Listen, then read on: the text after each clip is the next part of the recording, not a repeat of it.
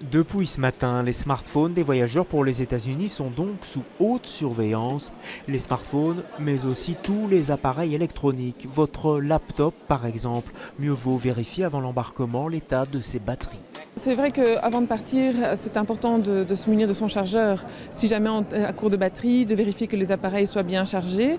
Évidemment, différentes mesures de chargement ici à l'aéroport sont possibles si on voit qu'on arrive à court de batterie avant d'embarquer dans l'avion. Les compagnies concernées obéissent à cette demande qui vient directement de l'État américain. Il s'agit pour elles de vérifier que ces appareils ne recèlent pas de danger. Ce contrôle ne se fait pas ici à l'enregistrement mais à l'embarquement, d'où une question pour les voyageurs qui partent pour les États-Unis. Faut-il venir plus tôt ?